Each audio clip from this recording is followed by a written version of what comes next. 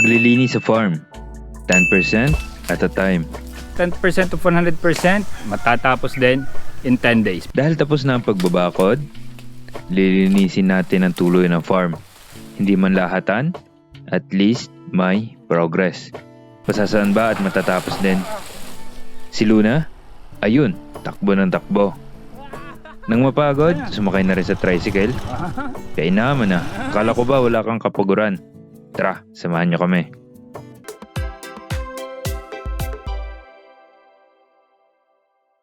Okay, magpa-project ulit tayo sa farm. Nakasakay mga gamit, dala natin tricycle kasi maglilinis tayo. Dito si Alan, si Jayman. Tatatlo tayo. Pero kakanti naman, hindi siguro kakanti. Bahala na. Basta gagawin natin yung kaya natin gawin.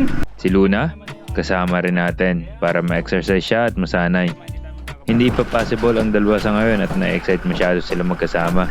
It turns out, si Luna lang yung nadala natin. One at a time ulit. Kanina ba si yung ating nilabas? Si Luna muna. Dadating ang time nakasama natin sila parehas. Pero hindi ngayon. Tara, magbaba tayo ng ating mga gamit. Pagdating, relax na si Luna. Kaso ayaw naman bumaba ngayon. Nagpabuhat pa. Kinaman na. Ibinaba rin namin ang iba pang mga gamit.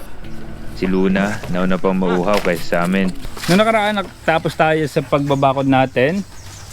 Hindi tayo nakapag-focus na noon sa paglilinis ng farm. Kaya yun yung ating objective ngayon. Malinis yung ating farm. Hindi kailangan na lahatan kasi medyo maraming linisin pa rin. Pero, kailangan meron tayo malinis syempre. So, yan. Magsisimula tayo doon sa gilid. Ang ating focus tayo sa isang area. Hindi kailangan mabilis yung takbo pero dapat said. May kalat, may damo na kailangan bunutin. So sabay na yon. Nagsimula kaagad si Jayman at si Alan.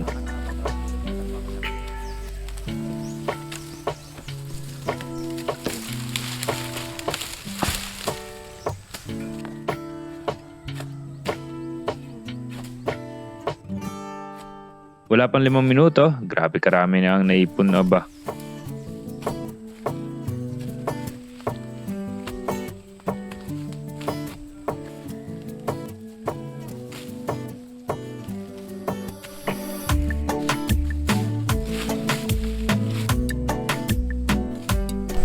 Guys, malapit na matapos na si Kuya at ang tatapusin namin ng pinakamahirap, tabasin ng damo. Patigas, parang baging. Yan. Guys, yan.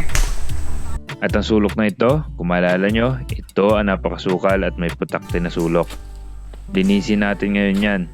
Ito, ang itsura ng before nyan. Napakasukal, di ba? Maya-maya, makikita natin ang finished product. Pinapala namin ang mga ugat para hindi na bumalik.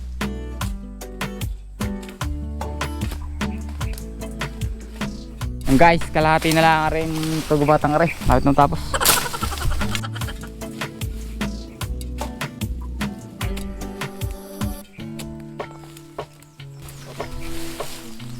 Yung mga lahati na, nagmerienda muna. At napakainit din naman talaga. Okay, ito hawiin na natin to. Matagal ko nang paya tong corner na to eh. Yan yung pinakauna pa natin. Hindi na lang natin napagtuunan kasi nag-focus tayo sa pagbabakod. Kaya ngayon, paya ko na naman siya.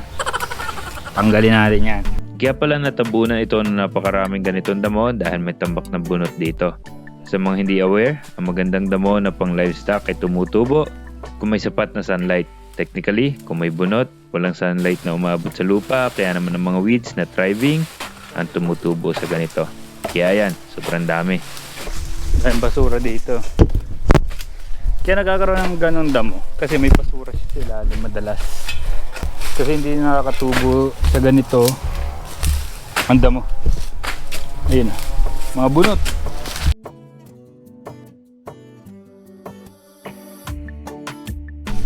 Yun lang. Merong palang doon sa damuhan na yon, merong ibon. Hindi namin sinasadya yun. Hindi namin talaga alam na meron. Hindi na napansin. Hindi namin napansin. So nakita lang ni Alan. Mukhang healthy yung inakay. Hindi lang namin sure kung babalikan ito ng kanyang inahin. Lalo at nalaglag na. Hindi naman natin pwede ibalik doon. Kaya nilagay ko na lang sa kawain sa malapit, hoping na balikan ng inahin niya. So, ay, inahin, ito yung inakay. Balikan mo. Yan, biglang nawala yung damo. Lumingon na ako saglit. So ito yung ating tinarget na part. Ito, dulo hanggang dulo. So mayroon pa dyan, marami pa yung kalawakan na kailangan nating linisin. Itapon yung mga basura, maraming kailangan bunuting damo. So hindi man kailangan na tayo magmadali.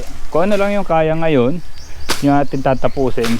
So ito yung sinasabi na hindi natin kailangang pilitin na matapos ngayon. Basta maka ilang porsyento tayo. Halimbawa, matapos natin na linisin, as in linis na linis, bakod sa bakod hanggang dyan sa nyug na yan. Halimbawa yan, target natin ngayong araw. Okay na yun. So, pagpalagay na 10% yan ng kabuuan ng farm, 10% of 100%, not bad, di ba? 1 out of 10. Ibig sabihin, kung tuloy-tuloy natin yan, sundot-sundot, 10 araw lang matatapos natin ang paglilinis dito. Pero ito kasi yung pinakamahirap na part linisin eh. Pinakamadamo ito. Doon kasi simutin lang doon, damputin, tapos yung sa gilid doon na mas pinakamarami pa nga ito. Bottom line, 10% of 100% matatapos din in 10 days. Pero duda ako na abutin niya 10 days. Basta tuloy-tuloy lang tayo. Mga punong masukal naman ang tinrim namin. Ang dami kasing nakalawit eh. Gusto natin ay makakadaan tayo dito nang hindi yumuyuko. Ganda ang tingnan, no? Ang lawak na. Lalo na pag yan ay nahakot namin itong lahat ng yan. Kung nahakot lahat yan, mas maganda lalo yan. Late ko nang napansin na wala na pala ang mga wires dito sa loob. Ire-report ko pa sana sa barangay para masamahan ako na kusapin ng mga may linya na ilipat ang mga linya nila. Salamat po sa mga naglipat ng mga wires. Marami-rami rin talaga kaming tinanggal. Linis, yan ang sinasabi natin. 10% at a time lamang. Merienda time tayo. Pagod na. Pakasipag namin eh, oh. Hahakutin na lang yan. Tingnan natin kung gaano katagal natin hakutin na. Bago tayo maghakot, nga pala, andito si Luna. Si Luna na napakakulit. Kami magkakota ng basura ng kalat dito sa Bagong Farm. Panoodin nyo na lamang. Sa hukay ulit natin ito itatambak.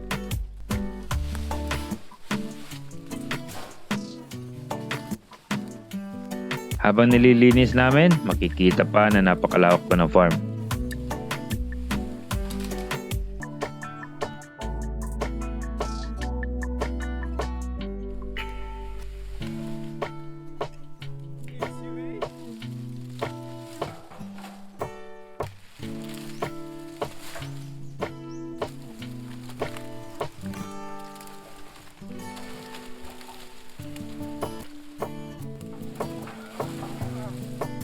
Pag makalat talaga, hindi mo mapapansin. Pero ngayon na hawa na, kitang-kita ang malawak pa ito. Ito na ang ating pang 52 na hakot. Si Luna, sa paghakot namin, talagang hapit din paghabol eh. Pag naman kinulang ka pa sa exercise niyan, Luna ha. Pagbalik namin, binilisan namin. Kaso parang ilang hakbang ni Luna eh. Parang kami dinaya. Dahil si Luna. Kaya, haba pa. Haba ng pa. Okay, final push tayo. Yung pinagtabasan na lang muna ang ating hakutin kasi yung mga part doon hindi na tayo abot, magagabi na, alas 5 na kasi. So hanggang doon pinagtabasan, yun lang, bali final hakot na, kakasyahin na natin yan. Biyama. For sure, parang tinibang sa akin yan mamaya. Maghapon siyang takbo ng takbo dito eh. Kaya naman, sa mga huling biyahe, nakasakay na siya. Tingnan nyo naman. Tayo na. Nice! Very good! Yan yung pagod! Sumakay na! Puno yung hukay natin. Hindi lang masyadong halata pero puno talaga siya. Yan! Ang 10% ng ating 100%. So B-rolls tayo na before and after ng ating nilinis.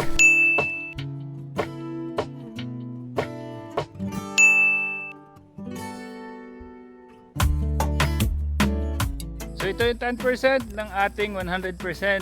Yan. 90% na lang, malilinis natin ang buong farm. Yun lang. Peace.